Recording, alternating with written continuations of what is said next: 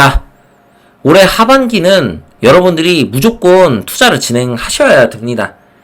제가 봤을 때는 좀 초보자 분들 같은 경우는 지수 투자하세요. 지수 ETF 같은 데 투자를 하시면 분명히 좋은 성과를 낼 수 있을 거고, 코리안 버핏이 한 가지 약속은 했잖아요. 대공황이 아니라면 분명히 여러분들께 대공황이 아님을 알려드릴 것이고, 그리고 앞으로 이제 기회가 찾아오면 내가 한 번쯤은 그 바닥에서 턴어라운드 하는 그 시점에 말씀을 드릴 거다라고 말씀드렸어요. 그동안 꾸준히. 그게 이제 일찍 찾아온 거죠. 얼마나 다행입니까? 그래서 지금 해지 투자하시거나 이런 분들은 당연히 이제 해지 비중이 있다면 팍 줄이셔야 되고, 줄이시고 국내 주식에 투자하세요. 무조건 국내 주식에 투자하시고, 쫄면 안 돼요. 여러분들 2,700이 넘었잖아요, 지금. 그러면 이제 그 사람들마다 성향이 있어요. 조금만 오르면 떨어질까봐 막 두근두근 거리고 심장이, 그러신 분들이 있는데, 지금이 기회라고 생각하시고 투자하셔도 돼요. 설사 올랐다가 내리더라도 눌렀다가 이거는 다시 급반등할 가능성이 굉장히 높은 지금 그런 구간이에요. 제가 물론 하반기 증시 전망하면서 상세하게 어느 정도 말씀드리겠지만, 정말로 올해 신고가를 갱신하는 그런 상황, 3천을 넘어서 갱신할 수도 있다, 지금 이 얘기까지 하고 있는 겁니다. 그 정도 시장이 지금 너무나 강하니까 여러분들 꼭 잊지 않으셨으면 좋겠어요. 그래서 오늘 뉴스와 악재 이런 것도 좀 살펴보고, 앞으로 올 악재들, 그 다음에 환율, 그리고 삼성전자, 그리고 코스피, 이렇게 차트 살펴보면서 끝내도록 하겠습니다. 자, 일단은요, 이재명 대통령이 됐어요. 그죠? 이제 이재명 대통령입니다. 코스피 5천 시대에 열렸다. 자, 기대감의 연중 최고 터치, 더 오를 가능성이 지금 현재로서 높습니다. 그래서, 아주 강세를 6월에 보일 가능성이 높고, 제가 달 전망 안 한다고 했는데 전망을 할게요.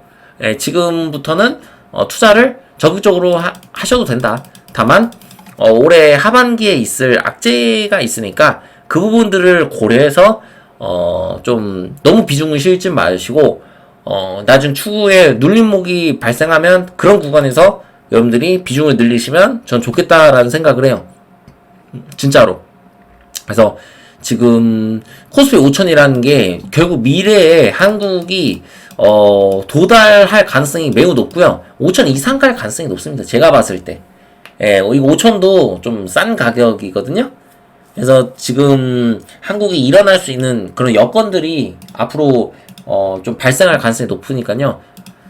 자, 트럼프가 철강 알루미늄 관세 25%에서 50% 인상 포고문 서명. 자, 이런 것들은 당연히 철강 관련주들한테는 악재가 되겠죠. 근데 이거는 여러분 우리나라 경제 전체를 무너뜨릴 그런 악재라고 생각을 하시면 지금 현재는 안 돼요. 절대 안 되고, 이거는 하나의 어떤 일시적인 그런 특정 섹터의 악재가 될 수 있는 그런 부분이다라고 생각하시고, 요거는 좀 무시를 하셔도 됩니다. 지금은 악재보다는 호재에 여러분들이 집중을 하셔야 될 때이다. 자, 이재명 정부 트럼프 관세 협상 배턴 터치. 자, 대미 합의 도출 과제예요. 이거는 시간이 좀 걸릴 가능성이 높습니다. 7월 8일까지 협상 마감 시한이에요. 트럼프가 이야기한. 근데 제가 뭐라 그랬어요? 자, 설사 만약에 트럼프가 여기서 겁을 주더라도, 제가 얼마 전에 뉴스 봤죠. 백악관과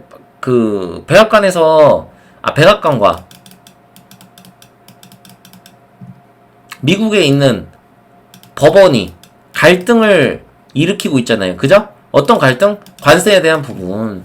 트럼프나 일부 되게 좀 급진적인 그런 세력들을 제외하고는 트럼프의 관세 정책이 잘못됐다는 것을 많은 사람들이 알고 있어요. 그렇기 때문에 이거는 트럼프가 결국에는 패배할 가능성이 높습니다. 그래서 관세로 인해서 인플레이션이 좀 높아질 수 있고, 또 침체의 시그널이 나올 수 있지만 결국에 우리나라에는 아주 큰 영향을 주지 못할 것이다 라고 생각을 하셔야 돼요. 왜냐면 생각보다 관세가 적게 부과될 가능성이 높다라고 생각하시고 긍정적으로 생각하셔야 됩니다. 지금은 협상은 오래 걸릴지언정 관세에 대한 부분은 잘 해결이 될 가능성이 높다. 자, 이재명 대통령의 어떤 성향을 봤을 때 한 번에 오케이 할 가능성이 높습니까? 낮습니까? 낮겠죠? 그래서 미국과 되게 줄다리기를 할 가능성이 높다라고 생각을 하시고 쉽게 협상이 되진 않겠구나. 그러면 이 과정에서 한국 증시가 눌리는 구간이 올해 한번 찾아오겠구나. 그렇지만 지금 6월 당장은 제가 봤을 때 눌릴 가능성이 낮고 6월에는 또 폭등을 할 수가 있으니까 이런 부분들을 꼭 체크를 하셔야 되고. 자, 환율 한번 보겠습니다. 환율은 제가 여러분들 설명드렸죠. 이제는 여러분들이 여기를 돌파할 것이라고 일단 생각하지 말고 투자를 진행하셔야 돼요. 여기를 돌파할 가능성은 현재로서 당분간은 없어요. 없고 우리나라가 지금 뭐 외환보유고가 없는 것도 아니고, 그리고 지금 현재 우리 증시에 외국인들의 수급이 들어오고 있죠. 외국인들의 수급의 현황에 대해서는 앞으로 외국인들이 계속 들어올 겁니다. 앞으로. 그래서 제가 그 데이터를 정리해가지고 아마 뭐 6월 말이 됐든 제가 여러분한테 말씀드릴 텐데, 제 예상대로 외국인들이 계속 살 겁니다. 기관도 계속 들어올 거고요. 개미는 계속 팔 겁니다. 개미가 왜 팔 수밖에 없는지 그 부분은 제가 이따 찾아보면서 말씀드릴 거고요. 이 환율 같은 경우는 추후에 급등이 한번 진행될 가능성은 있습니다. 왜? 한국 같은 경우는 금리 인하를 더 단행을 해야 되거든요. 근데 미국 같은 경우는 금리 인하를 아마 저는 못할 거라고 봐요. 왜? 아마 물가의 상승 압력이 있을 겁니다. 근데 6월의 경제 지표는 제가 봤을 때 그렇게 나쁘게 나올 것 같지 않고요. 아마 7월 이후에서 8월 이때쯤 경제 지표가 좀 안 좋게 나오지 않을까 이런 생각을 좀 해요. 그래서 이때까지는 적어도 7월 뭐 8월 여름 때까지는 아마 랠리가 계속 진행될 가능성이 높아요. 증시가. 그래서 여러분들 이때까지는 환율이 급등하거나 이럴 일은 없으니까 지금 투자 적기라고 저는 생각하고요. 자, 이제 차트 보겠습니다. 삼성전자 볼게요. 삼성전자 여러분 추세 여기 지금 돌린 거예요, 이거. 자, 추세가 왜 그러냐? 여기에서 장대 양봉이 나왔다가 흘렀어요. 요게 했다가 이렇게 떨어져야 되는데 떨어지지 않고 이 과정에서 이게 되게 중요한 캔들이거든요. 이 캔들을 안에 지금 머물렀다. 이게 굉장히 긍정적이고요. 지금 보시면 이평선이 이렇게 내려가다가 다시 이렇게 꺾여서 올라가고 있어요.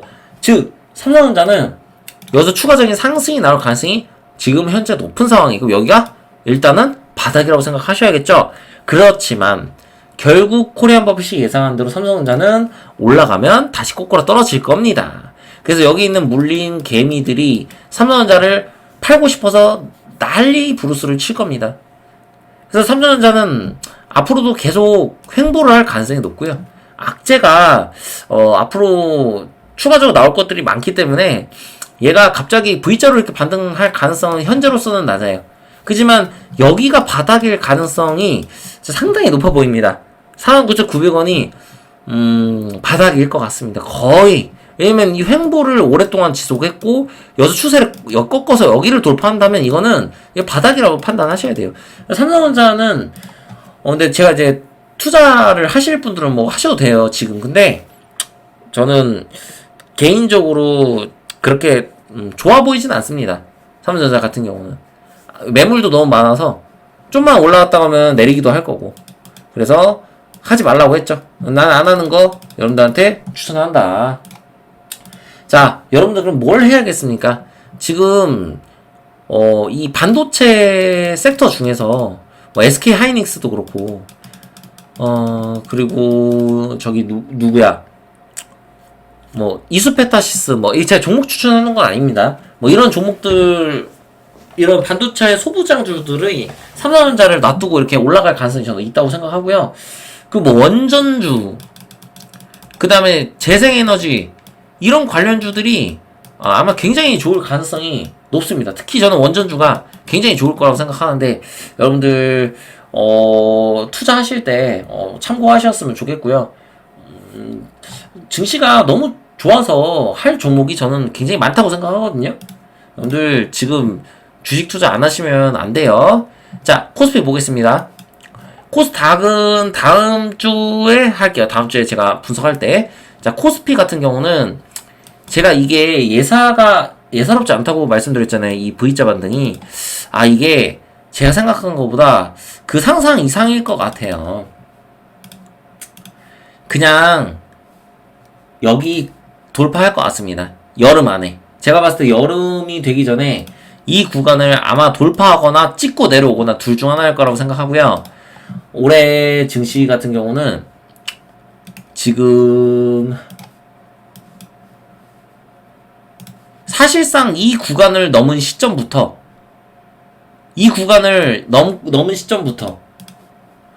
끝났다라고 생각하시면 됩니다. 굉장히 여기가 돌파하기 어려운 구간이었거든요. 여기를 이렇게 강하게 돌파하고 여기에 외국인들의 수급이 잔뜩 들어온다. 이 생각을 하셔야 됩니다. 여기에서 맨날 팔던 외국인이 왜 여기서 샀을까? 외국인들은 바보일까? 라는 고민을 하셔야 돼요. 바보여서 여기서 갑자기 엄청난 수급을 동반해서 여기 있는 매물을 소화해 주겠습니까? 이유가 있는 겁니다. 그만큼 우리나라가 다시 도약할 가능성이 높다. 이재명 대통령이 되면서 내놓은 공약들이 실질적으로 굉장히 좋은 공약들이다. 여러분들 생각하는 것보다. 제가 말씀드렸죠? 누가 대통령이 되면 더 좋다고 제가 얘기를 했습니까? 이재명 대통령이 더 좋다고 얘기를 했죠. 저뿐만 아니라 외국인들 세력들도 그렇게 생각을 하는 겁니다. 실질적으로 제가 이거는 이제 어떤 진영 논리를 얘기하는 게 아니라 그때도 말씀드렸죠. 그 김문수 후보는 준비가 안 된 것 같다.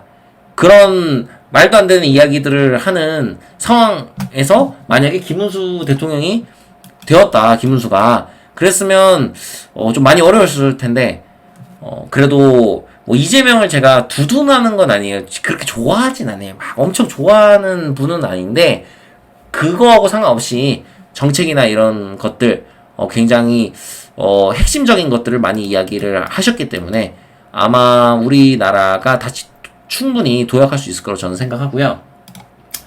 중요한 거는 앞으로 이제 여러분들 주식 투자하기가 어려운 이유가 여기 위에 매물들이 있잖아요. 이런 매물 맞고 한번 떨어질 거예요. 그러니까 코스피가 3,000 이렇게 넘어요. 예를 들어서 그러니까 넘을 수 있거든요. 충분히 제가 봤을 때는 여름 안에 3,000 갈 것 같거든요.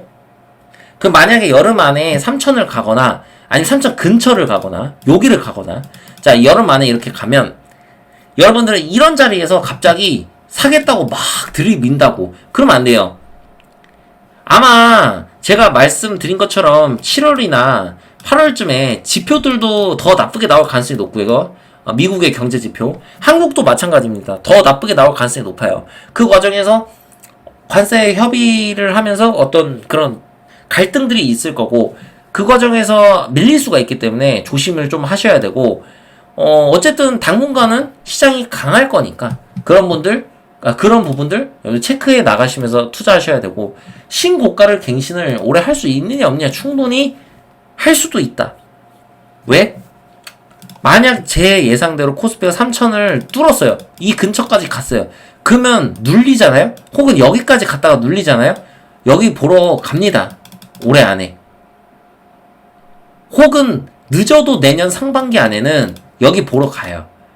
그래서 여러분들 우리 증시가 회복이 된다고 해서 무조건 경제가 회복되는 건 아니지만 경제에 신경 일단 쓰지 마시고 지금의 증시의 수급이 어떻게 되고 앞으로 우리가 이렇게 어떤 대비를 했을 때 우리 경제가 살아날 수 있겠구나. 우리나라가 다시 도약할 수 있겠구나. 이런 긍정적인 시그널들을 그리시면서 앞으로 투자하시는 여러분들이 되셨으면 좋겠고 대공황 유튜버들한테 너무 속아가지고 매몰돼서 잘못된 선택들을 하지 않으셨으면 좋겠다는 생각이 합니다. 자 여기까지 하고 마치도록 하겠습니다. 코리안 버핏이었습니다. 여러분들 성투하셔요. 감사합니다.